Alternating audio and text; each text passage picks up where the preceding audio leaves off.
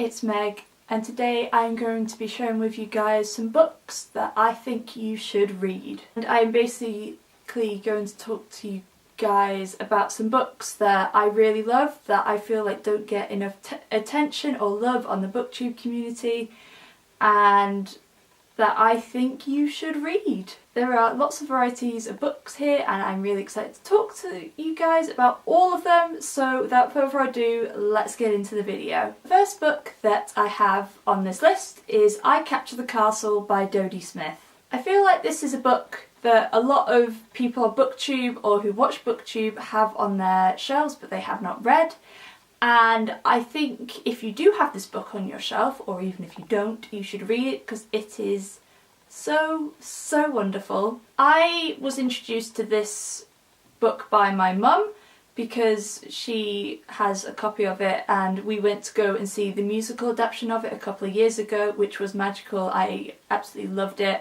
So obviously after I saw the musical I had to go and pick up the book. And this is basically a story about a girl named Cassandra who lives with her father, older sister and stepmother in a crumbling castle in England.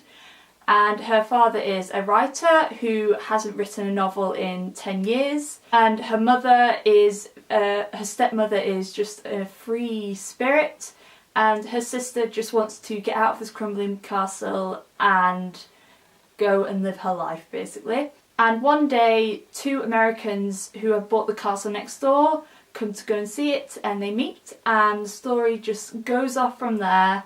And I just love this story. I love Cassandra, who is the narrator of this. She is probably one of the most charismatic narrators that I've ever read about. I feel like her and Anna Green Gables would get along really well. And in general I just love the story. It's so charming and wonderful, and it's one of those books that you could just curl up with that makes you so happy. And it's easy to read as well. There's nothing difficult about it. And it's just so lovely. And I feel like I said, a load of people do own the book. It's just that they've never read it. And I would definitely 100% recommend this book if you are looking for an easy, fun, pick-me-up kind of read. If you are one of those people who has this book on your shelf, please pick it up because you will not regret it. The next book that I think you guys should read is The Secret Diary of Lizzie Bennet by Kate Rorick and Bernie Sue. This is the book adaptation of the Lizzie Bennet Diaries series on YouTube, which is a modern day retelling of Pride and Prejudice. And like I said, this is the book that goes alongside the YouTube series. And again, obviously I love all these books, which is why I am recommending them to you guys. But if you love the Lizzie Bennet Diaries, or if you just love Pride and Prejudice in general, you need to read this book. I reread this book last month for the first time since I read it back in 2017. And it just made me fall in love with it even more. It just adds an elevation to the original Pride and Prejudice story, because obviously it's in a modern day setting, and the Bennet sisters being in the modern era, they're able to kind of be their own person more and not have to only think about marriage and relationships. And you see a lot about the careers in here, especially about Lizzie. And you get to see the characters, all of them, in a new light, and I just really love that. But this is one of the best retellings I have ever read. I think it is absolutely fantastic, and if you are a Pride and Prejudice fan, if you are a Lizzie Bennet Diaries fan, please pick this book up. And if you read the book alongside watching the videos, it would just make for an even greater experience. And I've tabbed the hell out of it, and I've not even finished because I've run out of tabs. So yes, if you are a Pride and Prejudice fan, then I 110% recommend this book. The next book that I have is The Inexplicable Logic of My Life by Benjamin Illyri Sands. I was introduced to this author when I read Aristotle and Dante, and I absolutely love that book, but I feel like this book doesn't get as much hype as Ari and Dante, and I think it is just as wonderful. I do prefer Ari and Dante slightly more, but When I read this book last year, it was at a time when I felt like I really needed it, and it was something that I could really relate to. This is basically a story about a boy named Sal, and it's about him losing his way and trying to rediscover who he is, being in his last year of high school and what he wants to do with his life. And it's about the story of him and his friends and kind of their journeys through their last year of school. And again, if you have read any of Benjamin's books before, you will know how beautiful his writing is.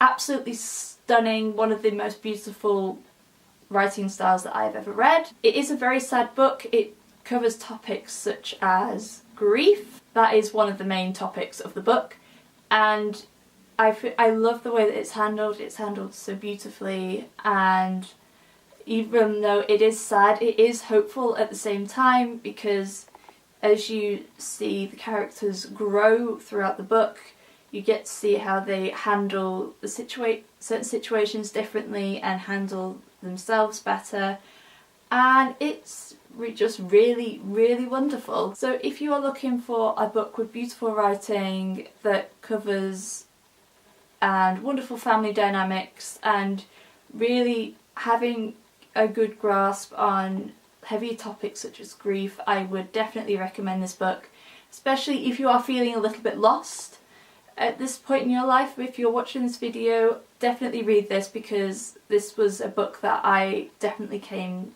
to me at the right time. The next book that I have is actually a series, and that is the Gallagher Girls series by Ali Carter. For some reason I have not seen anybody on BookTube talk about this book, this series, and I don't know why, because I absolutely loved it. I read this series back, I was about 14 when I started reading this, so that would have been a very long time ago, put it that way. And I just remember falling in love with it. This is basically a book about a girl named Cami Morgan, and she goes to a school for spies, and her mother is the head teacher, and it's basically about all the adventures that Cami and her friends get up to. And as you go through the books, the stories start to get darker and deeper and more intricate, and the plot just builds and builds, because the first book is relatively light-hearted, but by the end of the series it's anything but light-hearted, let's put it that way. And I love it because I was always obsessed with spy stuff when I was at school, when I was younger, and this was just like living my fantasy. I would have loved to have gone to a spy school. I don't know if they exist, but I'd like to think they do to a certain extent, but anyway, besides the point. So granted, I haven't read this series in a very long time, but it is a series that I do definitely want to start rereading, since it has been such a long time since I've read it, and I just remember enjoying it so much.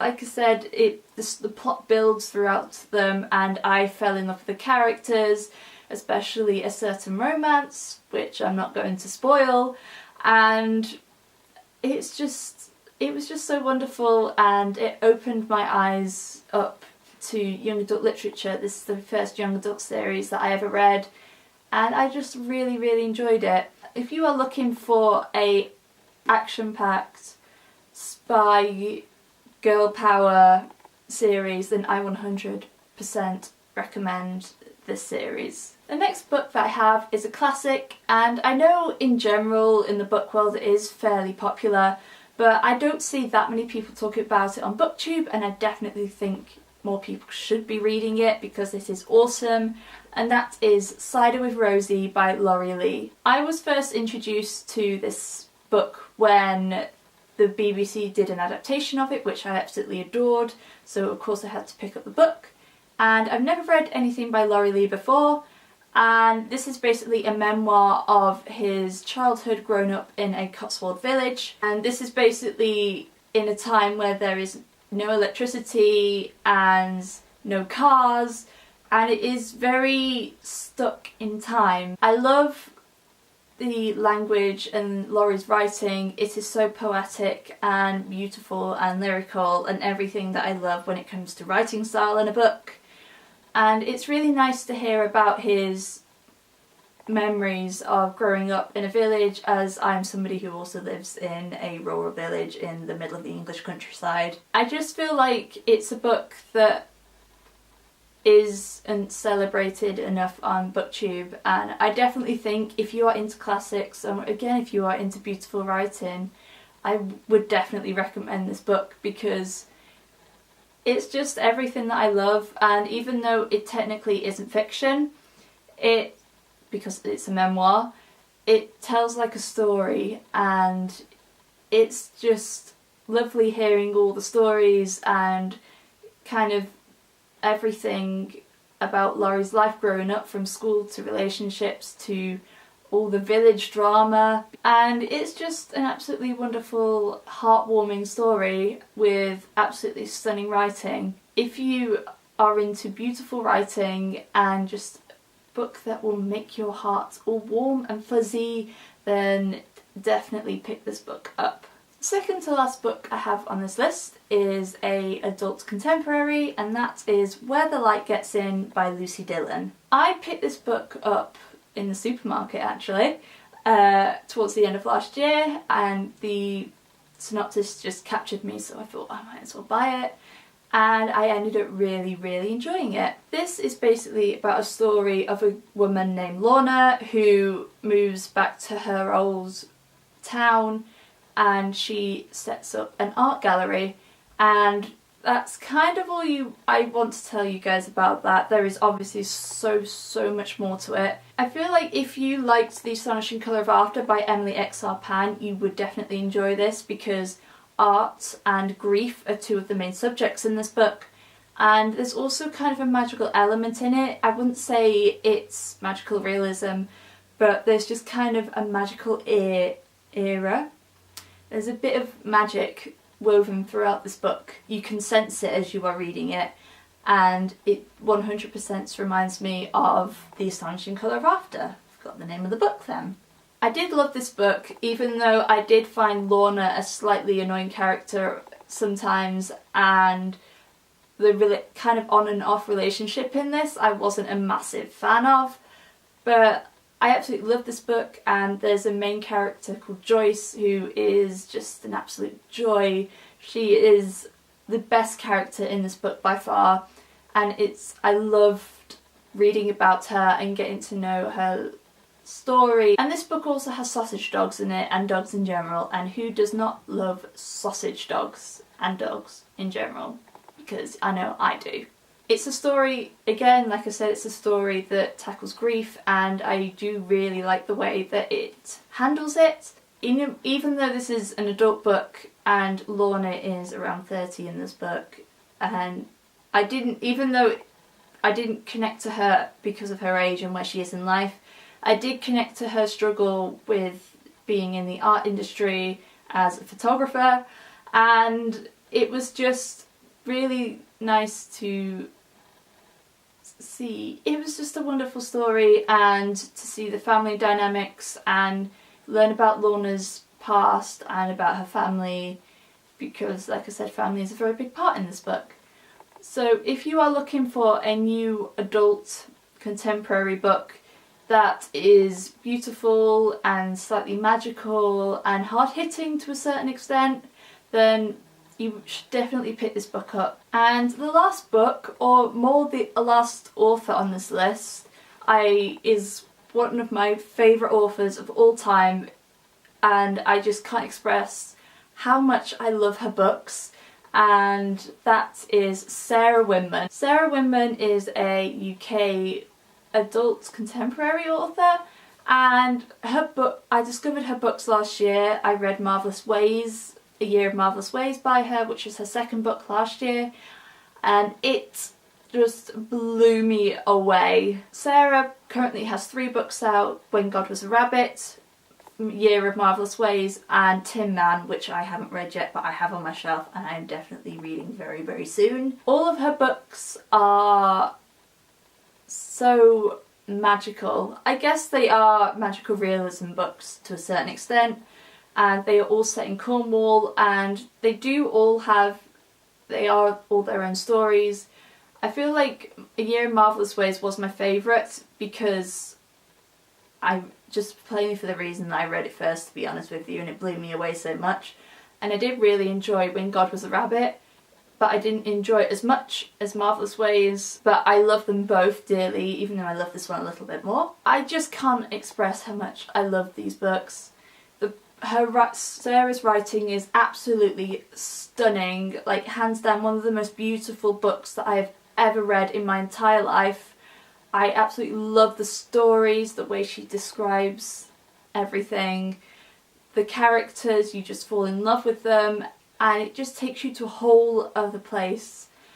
And I could gush about her books all day, to be honest with you. I think they are so fantastic. Specifically, Year of Marvellous Ways is about an old woman called Marvellous Ways, who lives in a gypsy caravan on the coast of Cornwall, and she lives all by herself. She catches her own food, she bathes in the stream by the sea, and she basically is very self-sustainable, and she doesn't have any friends, and she lives just off the road of a old abandoned village. Couldn't remember the name of that.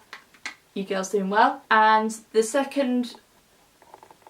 other main character that we follow is Francis Drake, who has just finished fighting in the war, and one day he gets washed up on the beach by where Marvellous lives, and Marvellous basically takes him in and cares for him, and the story goes on from there, and that is all you need to know, because I can't just, oh my god, I love these books so much.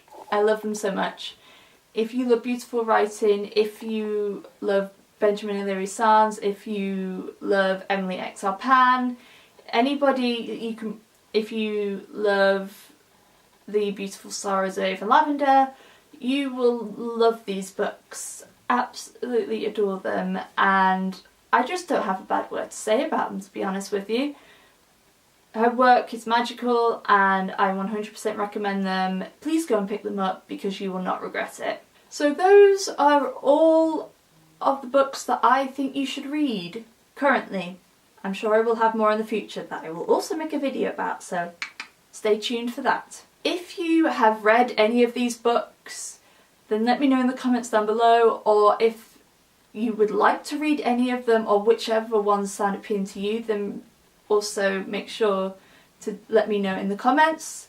I will make sure to leave links to all of these books and where you can purchase them in my description box down below, along with my Goodreads, my blog and my social media. And make sure that you subscribe to this channel if you'd like to see more bookish videos from me, and make sure to click that little bell icon to be noted every time I post a new video. I hope you guys enjoyed this video. Thank you so much for watching, and I will see you again very soon. Bye!